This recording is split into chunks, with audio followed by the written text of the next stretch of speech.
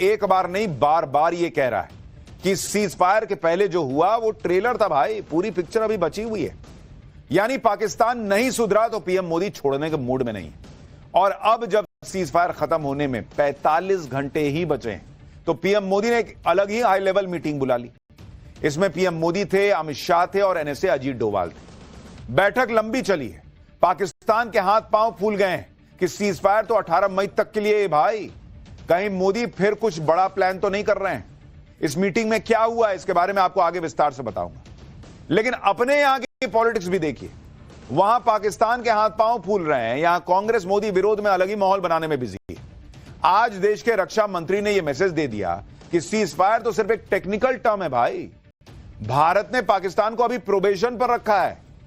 नौकरी में जैसे होता है ना प्रोबेशन पे, अभी तुमको देख रहे हैं, फाइनल नहीं किया अभी तुम्हारा हिसाब, वही भारत ने पाकिस्तान का हाल किया हुआ है। पाकिस्तान अभी भारत की निगरानी में है। अगर सुधरा नहीं तो उसका अंजाम जो है वैसा ही होगा जैसे नरेंद्र मोदी ने कहा है। इधर भारत पाकिस्तान को चेतावनी दे रहा है, उधर भारत में कुछ लोग मोदी विरोध के चक्कर में सेना की कामयाबी को ही कम करने में लगे हैं। एक तरीके से कांग्रेस नेता पवन खेड़ा का यह सोशल मीडिया पोस्ट देखिए। इसमें राहुल गांधी और पीएम मोदी की तस्वीर लगी है। राहुल गांधी की तस्वीर के ऊपर लिखा है फायर और पीएम मोदी की तस्वीर के ऊपर लिखा है सीज फायर। मतलब ऐसा दिखाया जा रहा है जैसे भारत ने पाकिस्तान के सामने हथियार डाल दिए हो, जैसे पीएम मोदी पाकिस्तान के सामने झुक गए हो। और ये वो लोग हैं जो कहते हैं हमको संसद का विशेष सत्र चाहिए, हमको एकजुटता दिखानी है। अरे पहले सोशल मीडिया पे तो एकजुटता दिखा लीजिए। ये तो हाल है कि फायर सीज फायर की बातें दुनिया में भारत का क्या नाम हो रहा है, ये लोग राहुल गांधी को फायर बताने में लगे हुए। सोचिए ऐसी तस्वीरें वो पार्टी डाल रही है जिसने 26/11 मुंबई आतंकी हमले में वक्त के वक्त पाकिस्तान के खिलाफ मिलिट्री एक्शन लेने से हाथ पीछे खींच लिए। उस वक्त खबरें चल रही थी कि इधर मुंबई में आतंकी हमला चल रहा था, उधर राहुल गांधी दिल्ली के फार्म हाउस पर सुबह 5 बजे तक पार्टी कर रहे थे। वो पार्टी आज बता रही है कि फायर कौन है और सीज फायर कौन है। कांग्रेस की इसी तरह की सियासत जो है वो पाकिस्तान को फायदा पहुंचा सकती है, राहुल गांधी को वोट नहीं दिला सकती। ऑपरेशन सिंदूर पर और क्या क्या सियासत हो रही है, कौन सेना के ऑपरेशन पर सवाल उठा रहा है, पीएम मोदी के एक्शन से पाकिस्तान का आर्मी चीफ असीम मुनीर कैसे डर गया और अपना बोरिया बिस्तर समेटने लगा है, शिफ्टिंग की तैयारी कर रहा है। पाकिस्तान का नया झूठ कौन सा पकड़ा गया है, पाकिस्तान को घेरने के लिए भारत ने किसे फोन घुमा दिया, ये सब आपको बताऊंगा। लेकिन पहले एक झलक देखिए।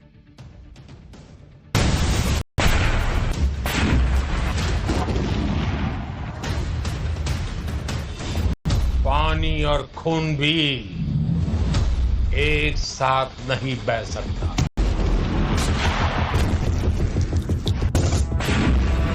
पाकिस्तान ने गिड़गिड़ाकर सीज फायर तो कर लिया, लेकिन वो जानता है कि अगर उसने आतंकवाद पर ठोस कार्रवाई नहीं की, हाफिज सईद, मसूद अजहर को भारत को नहीं सौंपा, तो पीएम मोदी कुछ भी एक्शन कर सकते हैं।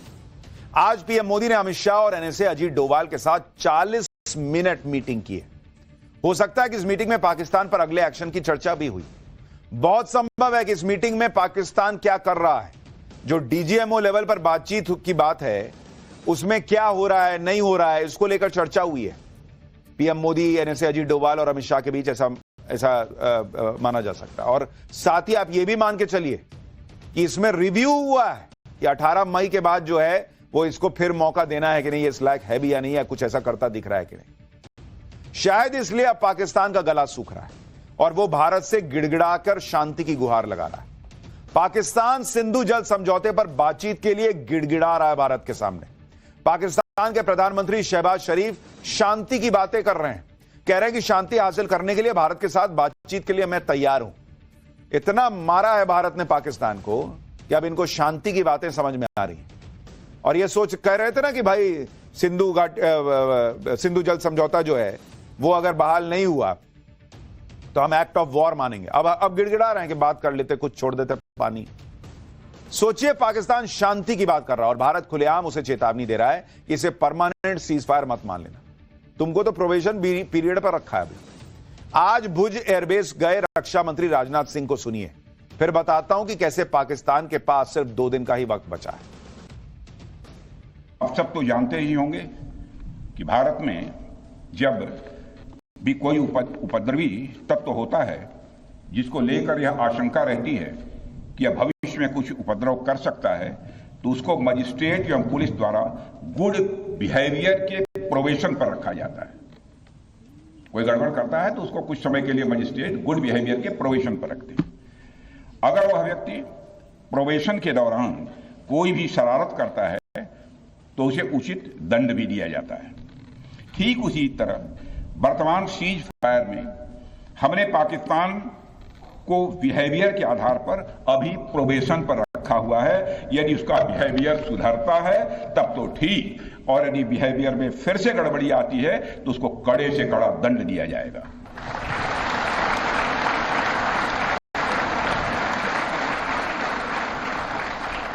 मैं फिर से इसे दोहराना चाहता हूं, अभी भारत ने पाकिस्तान को प्रोबेशन पर रखा है। यानी पाकिस्तान की घनघोर बेइज्जती जारी है और भारत भिगो भिगो के मान रहा है। रक्षा मंत्री राजनाथ सिंह जो कह रहे हैं वही बात पाकिस्तान भी कर रहा है। पाकिस्तान के विदेश मंत्री इशाक डार को सुनिए, नहीं देखनी तो उसे क्या करना होगा। पहला, आतंकवाद की दुकान पर ताला लगाना होगा। दूसरा, मसूद अजहर, हाफिज सईद और जितने भी आतंकियों की लिस्ट भारत ने दी है उन्हें भारत के हवाले करना होगा। तीसरा, पीओके से अपना अवैध कब्जा हटाना होगा। यह सब करके पाकिस्तान भारत के कहर से बच सकता है। केंद्रीय मंत्री जी किशन रेड्डी पाकिस्तान को यही कह रहे हैं, सुनिए एक बार। ऑपरेशन सिंदूर खत्म नहीं हुआ है जब तक पाकिस्तान के जितने भी अभी घूम रहे वो लोगों को जो भारत में आकर भारत में आतंकवाद का गतिविधि करके फिर पाकिस्तान के अंदर आज शरण ले रहे, पाकिस्तान के अंदर शेल्टर दे रहे, वैसे लोगों को भारत को जो हैंड ओवर करना चाहिए ऐसा भारत डिमांड है। यही नंबर 1 डिमांड है। उसके अलावा पीओके भी छोड़ना चाहिए। 2 मेजर डिमांड है। इधर पाकिस्तान ये सोच रहा है कि भारत के कहर से बचना कैसे। उधर भारत में इंडी गठबंधन ये प्लान बना रहा है कि कैसे ऑपरेशन सिंदूर का क्रेडिट पीएम मोदी को ना मिल जाए। इसके लिए चाहे देश के शौर्य से ही क्यों ना समझौता करना पड़े। आप समाजवादी पार्टी के मुखिया अखिलेश यादव को सुन लीजिए, जो बीजेपी की तिरंगा यात्रा पर कह रहे हैं कि जश्न जीत का होना चाहिए, सीज फायर का नहीं। जश्न जीत का होना चाहिए, सीज का नहीं। और हमारे देश के लिए शांति सबसे सर्वोपरि है, लेकिन इसके साथ साथ हमारे बहुत सारे मसलों में दूसरे देश इंटरफेयर न करें, वही हमारे संविधान और हमारे लोकतंत्र की सबसे बड़ी पहचान रही है। अब आप खुद सोचिए, दुनिया में भारत का नाम हो रहा है, दुनिया में भारत के शौर्य का नाम हो रहा है, हमारे सैनिकों के शौर्य का नाम हो रहा है। भारत ने कैसे अंदर तक घुस के ठोक दिया पाकिस्तान को, एक न्यूक्लियर देश को, इसकी चर्चा चल रही है। और अखिलेश यादव कह रहे हैं कि जश्न तब मनना चाहिए जब जीत हो, सीज फायर का नहीं होना चाहिए। पता नहीं अखिलेश यादव की डिक्शनरी में जीत का क्या मतलब है। वो ऑपरेशन सिंदूर को जीत नहीं मान रहे, इसका मतलब भारत ने पाकिस्तान को घर में घुस के फोड़ दिया, ये उनको पसंद नहीं आ रहा है क्या? भारत ने पाकिस्तान के एयरबेस फोड़ दिए, उसे घर में घुसकर मारा। भारत की ताकत के आगे पाकिस्तान ने एक तरह से सरेंडर किया। इसे आप भारत की जीत नहीं कहेंगे तो क्या कहेंगे? लेकिन सवाल उठाने वालों में अखिलेश यादव अकेले नहीं है। कांग्रेस के नेता भी उनसे रेस लगा रहे। कर्नाटक से कांग्रेस के विधायक कोथूर मंजुनाथ तो यहां तक बोल गए कि ऑपरेशन सिंदूर जैसा कुछ हुआ ही नहीं है। कांग्रेस विधायक ने कहा कि क्या किया? कुछ भी नहीं किया गया, बस दिखावे के लिए 3-4 विमान ऊपर से भेजे और वापस लौटाए। क्या इससे पहलगाम में मारे गए 26-28 लोगों की मौत की भरपाई हो जाएगी? क्या हम महिलाओं को इसी तरह जवाब देंगे? क्या हम उन्हें ऐसे ही सांत्वना देंगे? क्या हम ऐसा करके उनको सम्मान दे रहे हैं? हम कह क्या रहे हैं? हमने उन्हें यहां मारा, वहां मारा। यह तो हाल है कांग्रेस का। ऑपरेशन सिंदूर को लेकर किस लेवल की सियासत हो रही है, इसकी एक और तस्वीर आपको दिखाता हूं।